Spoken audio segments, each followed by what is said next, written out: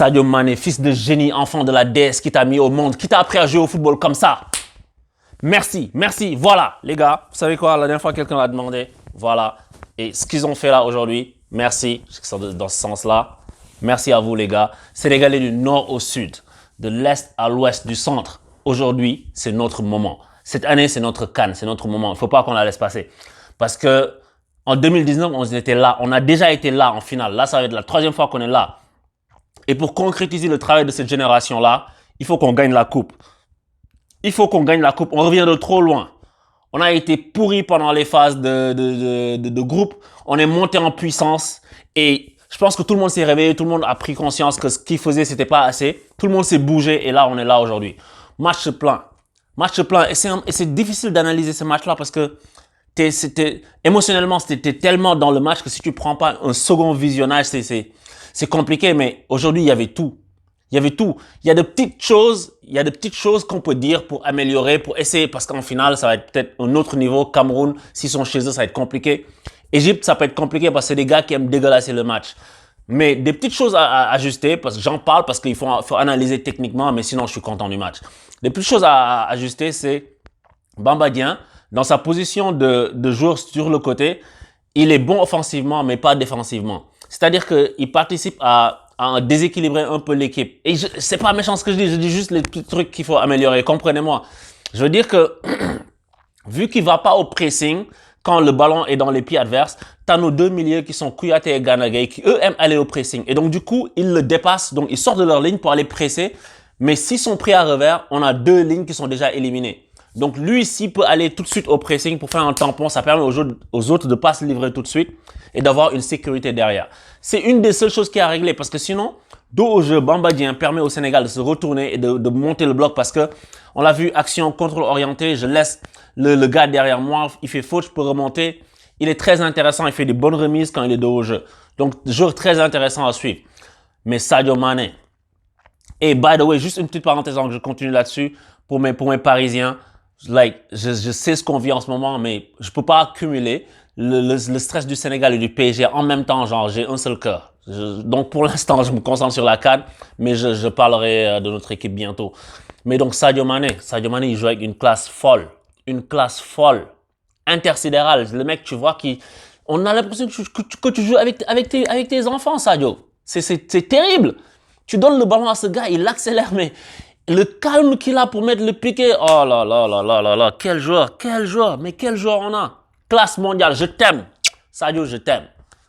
Et je pense que je suis pas le seul. La classe mondiale, comment il s'arrache sur le deuxième but de Gana Gueye pour aller marquer, pour aller donner une passe décisive pendant que le défenseur il est en train de faire n'importe quoi. Tu fais pas ça devant un joueur de classe mondiale. Donc Sadio Mané, franchement, je n'ai plus les mots pour toi. Je t'aime, c'est tout. Parce que tu nous as rendus fiers. Et t'es pas le seul. Toute l'équipe, aujourd'hui, je suis fier de l'équipe. Je suis fier de l'équipe, je suis fier de tout. Je suis Diallo que j'ai vu faire une vidéo pour dire, soi-disant qu'on jouait mal. Lui, mon pote, vous jouiez mal. Maintenant, vous avez pris conscience. Et tu sais, il y a du bon dans les critiques constructives. Parce que ça permet aux gens de se remettre en compte. Ils ont vu qu'on n'était pas contents. Ils l'ont vu. Parce qu'ils savent ce qui se raconte sur les réseaux. Donc, ils se sont remis en cause et ils sont montés en puissance. Et je suis très content de ça. Si le Sénégal gagne, on va tous gagner. Bravo à toi, Diallo. Bravo. Bravo d'avoir décanté la situation sur le premier but. Et en fait, je vous signale aussi que c'est 2 buts made in PSG. Je le dis pour mes Marseillais. 2 buts.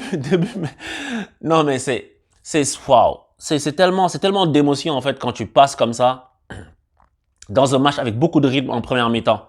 Je trouve qu'il y a eu beaucoup de rythme dans la première mi-temps jusqu'à ce qu'il y ait le choc entre Kouyaté et puis le gardien de but adverse et l'arbitre qui annule le penalty. L'arbitre a annulé 2 penaltys du Sénégal avec sa VAR. Et comme je disais il y a quelques jours, la VAR elle est mieux utilisée par les arbitres à la CAN qu'en Champions League ou dans les championnats européens. Parce que je pense que l'arbitre a pris les bonnes décisions à chaque fois. Parce que le premier, oui, c'est vrai que le gardien sort n'importe comment, mais tu sais, c'est un télescopage. Tu peux pas, tu sais, si tu siffles pas penalty, c'est pas un scandale. Le deuxième aussi, le gars, il peut pas se couper les mains, tu sais, la balle le touche, c'est pas un penalty. Tu vois, donc je pense que l'arbitre a pris les bonnes décisions, même si c'était contre nous. Mais sinon, voilà quoi, le reste,